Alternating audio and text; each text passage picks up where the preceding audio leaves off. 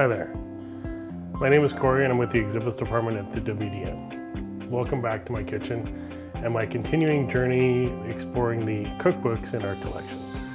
So today is something a little different. I've never tried pickling, and it's the season that you find the nice young cucumbers at your farmer's market. So I will be showing you the processes of pickling. A lot of the recipes I find in the cookbooks are fairly similar. So it's more of a process video today and just showing you what I found in the cookbooks. And also exploring some of the farmers markets we have in Saskatoon. So I hope you enjoy. Fresh gardens all over are being harvested and the produce are being prepared for the colder seasons. But what if you don't have a garden? Well, cities and towns across this country have community markets that fill that need.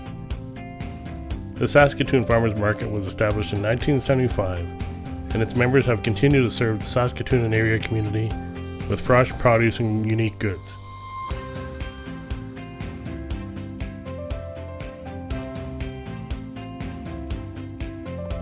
The Community Farmers Market of Saskatoon, started in 2007, is another organization that brings producers from Saskatchewan to residents of this city. Producers like the garlic lady from Yorkton come from all over Saskatchewan, creating a truly farm-to-table experience. So for those who don't have a garden, but still want to make fresh pickles, check out the diverse community markets in your area.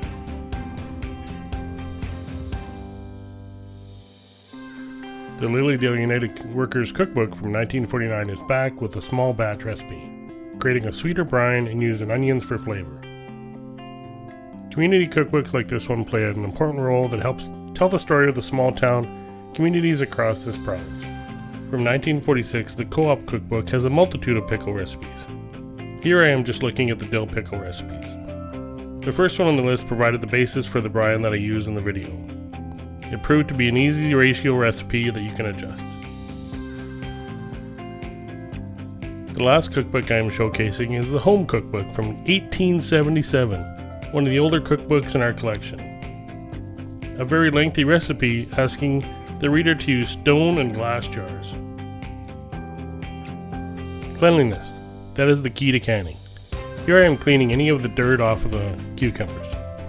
This also gives me a chance to inspect and either remove a cucumber that may not be pickle material, or it allows me to trim any of the stem pieces that were missed in the initial picking. Make sure to sanitize the jars, lids, and tools that we use throughout the process. This will kill anything that may spoil your pickles.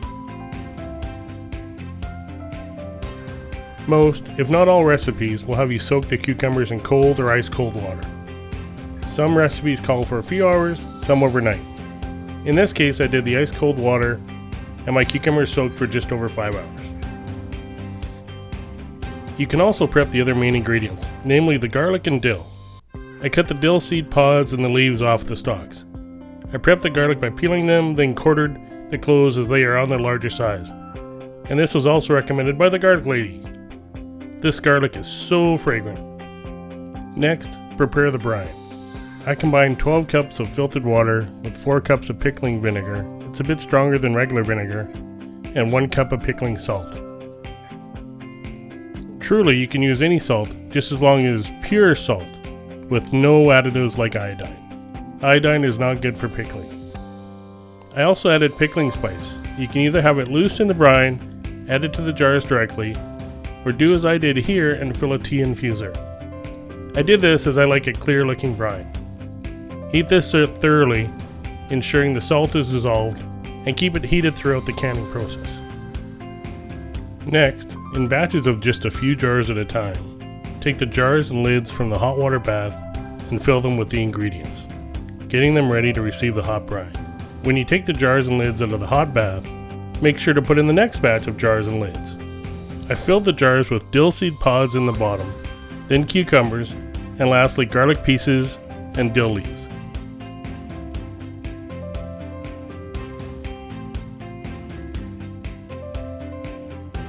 Now ladle the brine into the jars. I'm using a canning funnel to help keep the jar rims clean. I ladled enough brine to cover the cucumbers and the dill leaves, leaving just a little room at the top. Next, place the lid on the jar and finger tighten. Do not over tighten the lid. Set the jars aside as you fill the rest of the jars. In batches again, I place the filled jars back in the hot water bath to seal them. 5 to 10 minutes is all you need. Now the hard part. Let the jars rest in a cool, dark area for at least a week. Some recipes call for longer, but who can wait? I ended up putting them on my counter, covering them with towels.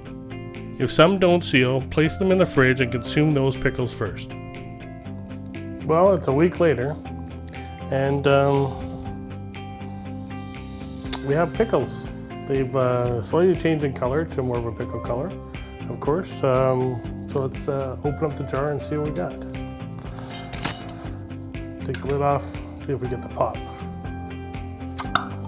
Like that. So we know it's sealed, which is really good. Now let's pull out a pickle and see what we get.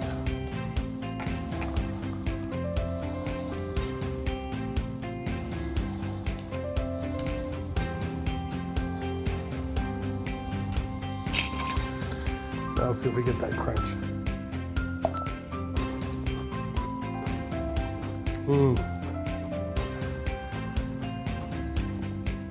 Nice and briny, but not too briny. It's actually really good.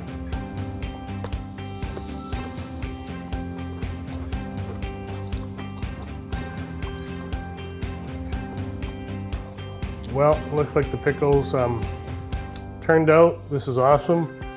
Now I have some pickles for the winter. I might even share some with my friends.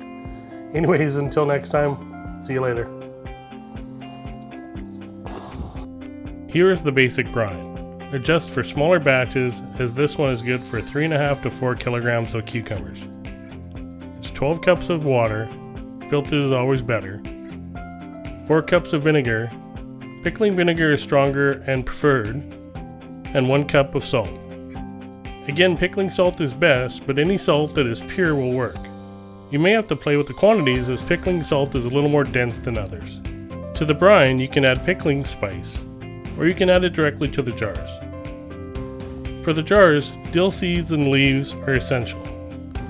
Add in garlic. If your garlic cloves are a little bit larger, just cut them into thirds or quarters for the jar.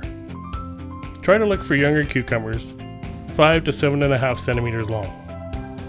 Try out the recipe, just if you want, and share your experience with pickling. And also make sure to check out the farmers markets in your area. Here is a list of the markets in Saskatchewan.